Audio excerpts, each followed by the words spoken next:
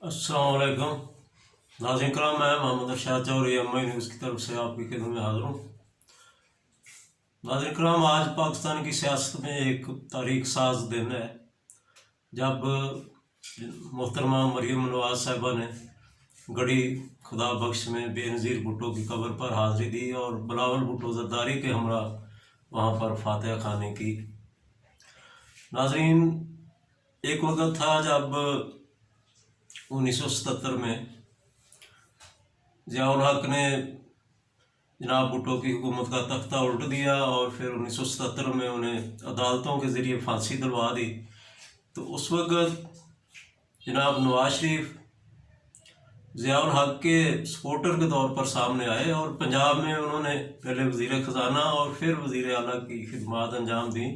और ज़ियाउल हक के ख़िलाफ़ जो नफ़रत पैदा हो गई थी भुट्टो की फांसी की वजह से, उसको काफ़ी हद तक जनाब नवाज शरीफ साहब ने पंजाब में कंट्रोल किया अपनी कारकर्दगी की वजह से। इनका बुनियादी काम नवाज शरीफ का ये था कि लोगों के काम करने और सड़कें बनाने और ये सीवरेज का मसला, पानी का मसला, इस तरह के काम पंजाब में इन्होंने शुरू किए। और ज़ियाउल हक के ख़िलाफ़ जो तहरीकें चलीं वो पंजाब में कामयाब नहीं हो सकी। इसमें नवाज शरीफ का भी काफ़ी ज़्यादा किरदार था। और एक दफ़ा तो जनरल ज़ियाउल हक ने नवाज शरीफ के बारे में कहा कि मेरी उम्र नवाज शरीफ को लग जाए। तो अब देखें ये तारीख़ का किस तरह एक चक्कर है कि आज नवाज शरीफ की साहबजादी बेनज़ीर भुट्टो की कब्र पर फातिहा खानी कर रही है और जनाब जुल्फ़िकार अली भुट्टो की कब्र पर भी उन्होंने फातिहा खानी की। तो अब मुखालफिन कहते हैं जी कल एक दूसरे को गालियां देते थे, एक दूसरे को बुरा भला कह देते, एक दूसरे को चोर डाकू, और अब जे आपस में इस तरह इकट्ठे हो गए हैं। और जो पीटीआई है वो कहते हैं जी इमरान खान की जो पेशगोई है उन्होंने पेशगोई की थी जे इकट्ठे हो जाएंगे।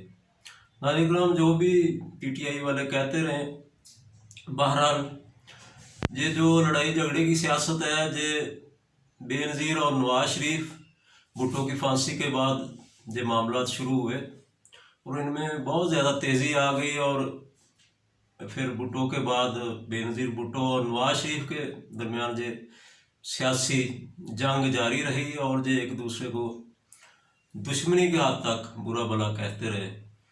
और कभी एक की हुकूमत आती थी, नवाज शरीफ की हुकूमत आती थी तो बेनज़ीर साहबा उनके खिलाफ साजिशें करती थी, और जब बेनज़ीर की हुकूमत आती थी तो फिर नवाज शरीफ उनके खिलाफ साजिशें करते थे एस्टेब्लिशमेंट के साथ मिलकर। और इस तरह ये एक दूसरे का तख्ता उल्टते रहे। दो दफ़ा जनाब नवाज शरीफ की हुकूमत का तख्ता इस तरह उल्टा गया और बाद में बेनज़ीर की हुकूमत आई। और इसी तरह जब बेनज़ीर हुकूमत का तख्ता उल्टा जाता था तो फिर नवाज शरीफ की हुकूमत आती थी। दो दफ़ा तो इस तरह हुआ। और फिर तीसरी बार जब बेनज़ीर भुट्टो साहबा की शहादत हो गई तो फिर तीसरी बार नवाज शरीफ पीपल पार्टी के बाद बरसरे इक़्तिदार आए। तो इस तरह की जो लड़ाई झगड़े की सियासत है, इससे पाकिस्तान को कुछ हासिल नहीं हुआ, तलखियाँ ज़्यादा पड़ी। तो इन्हीं बातों से तंग आकर फिर और एस्टेब्लिशमेंट के असर रसूख को कम करने के लिए बेनज़ीर भुट्टो की इमा पर मिसाक़ जमहूरियत पर दस्तखत हुए, जिसमें यह तय हुआ कि पीपल पार्टी और नवाज शरीफ नून लीग ये एक दूसरे को एक्सेप्ट करेंगे, तस्लीम करेंगे और एक दूसरे के लिए स्पेस पैदा करेंगे। तो इस पर पूरा अमल तो नहीं हुआ, लेकिन काफ़ी हद तक ये दोनों पार्टियों ने एक दूसरे को एडजस्ट कर लिया। और जब पीपल पार्टी की हुकूमत 2008 में बनी तो फिर उसे 5 साल पूरे करने दिए गए और नवाज शरीफ की तरफ से कोई मज़ाहमत नहीं की गई। और जब नवाज शरीफ की हुकूमत आई 2013 में तो पीपल पार्टी की तरफ से कोई खातर खा मज़ाहमत नहीं की गई। वो फिर अदालती फैसले के नतीजे में नवाज शरीफ को निकाला गया, वो एक अलग इशू है।